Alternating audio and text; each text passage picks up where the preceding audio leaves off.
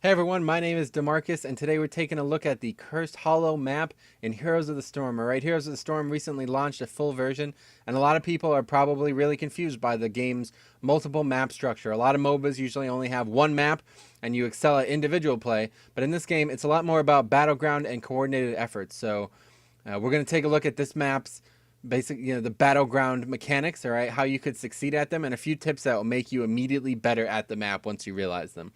All right, so this is a very large map. I'm pretty sure this is the largest map in the game. There are three lanes. All right, so your typical map rules do apply.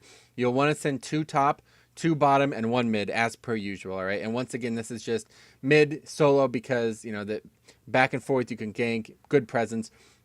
And then two top and bottom, especially because there's always a tribute either top or bottom. Sometimes it might be worth a gamble. It's random, but the tribute either spawns in one of these three locations. See these here, these orange things. These are always where the tributes spawn. So anywhere you see these orange, there's three spots. The closest one to mid lane is surrounded by this rock wall. That's this one here, okay? If you can, if you get this one, it's actually a bit farther to get there than it seems because you have to go around the rock wall.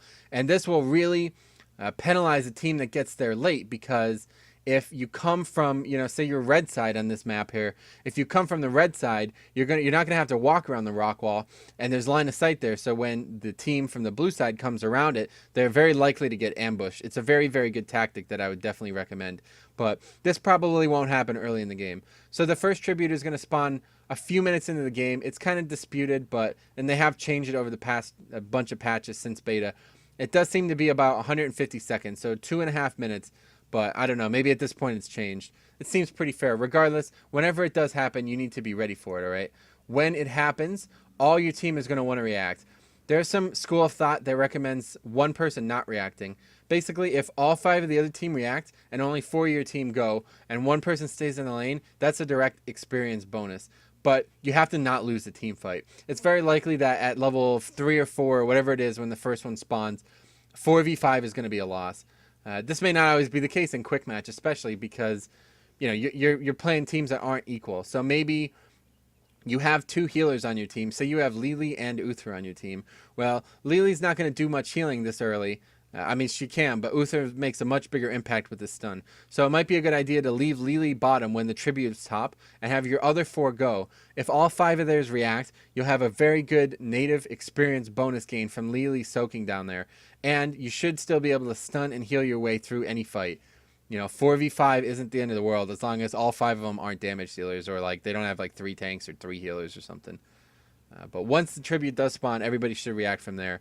There's always going to be the 3 locations, and the leftmost of the top and the rightmost of the bottom are right next to these watchtowers. All right, these are basically sites in the game, right? Effectively wards in other games, but you control them just like you control the Dragon Knight or something like that. You have to stand in them for about 4 seconds before it's yours, and then once it is, it gives true sight. It will see through line of sight. It won't reveal invisible units, but it's still very useful to have. So if you just had a tribute up top, it'd be a very good idea to try to get positioned down bottom to get that site because it's a pretty good chance that that's where it's going to be. Now, another big important part of this is the boss, all right? The mechanics of this map are very conducive to mercenaries. Basically, the tribute spawns, and after you get it, it's gone for about 1.5 minutes-ish, I think it's 70 seconds. So you have plenty of time to really, really push out some mercenaries. Once you get 3 tributes as well, the enemy team gets cursed. All right, that reduces the health of all forts and it immobilizes them, it makes them inactive. They can't do damage. They won't shoot. And all minions that spawn on the other side, they have 1 health. They actually have a full health bar, so they can be healed, but nobody's actually going to ever heal them. So you can easily clear a wave with just a single ability Joanna's Q or any ability that can hit multiple targets. It will do 100% of their health as they have 1 health. And when you're cursed, it seems like a really good time to push, but the enemy team is very likely to defend in this situation. So a very, very common strategy, especially when the 3rd tribute is right next to the boss. So for example, down here, if you get this tribute or this tribute, all right, and you're the blue side, you got this 3rd one, you got this as your 3rd, then a very good idea is going for this boss. Even early, if all 5 of your guys react for this boss, you can easily get this.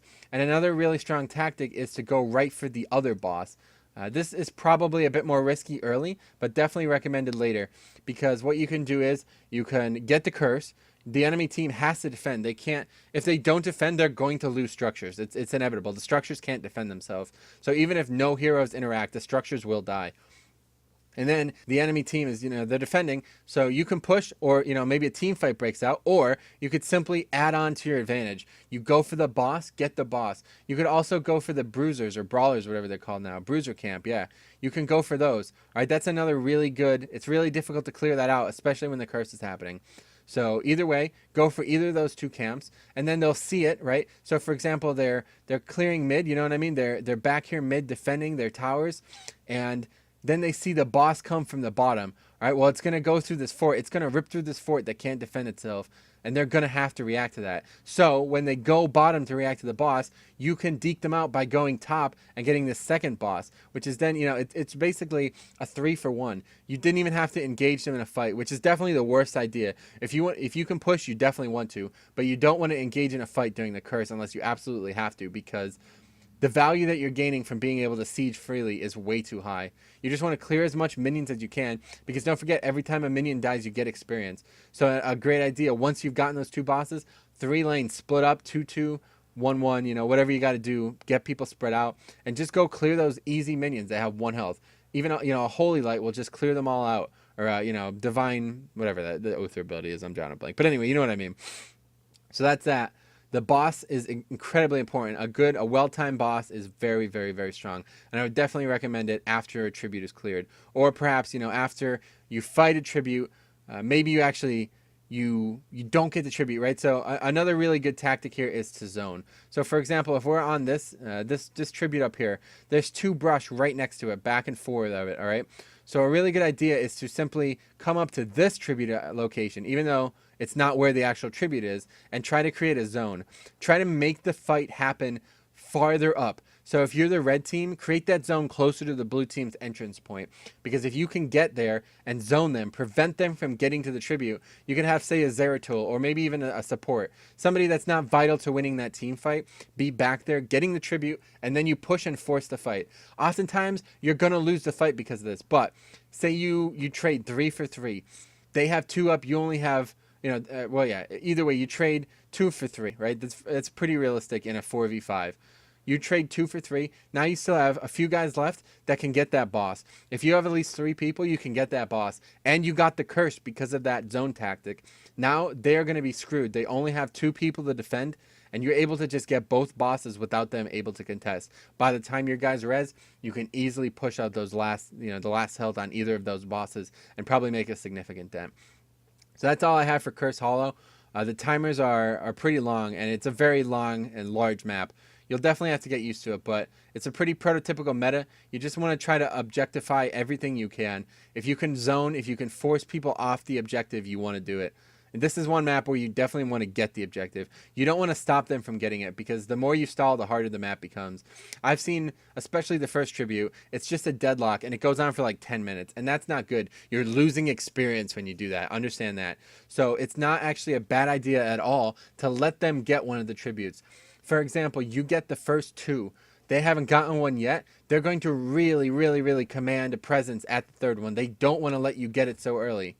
Well, you just deke them out by sending 2 top, 2 bottom. Keep pushing. You're going to push. You're going to get experience. You're going to get more experience than they will. They'll just get 1. And as long as you don't fall behind really late in the game, that 1 should never be the reason you lose.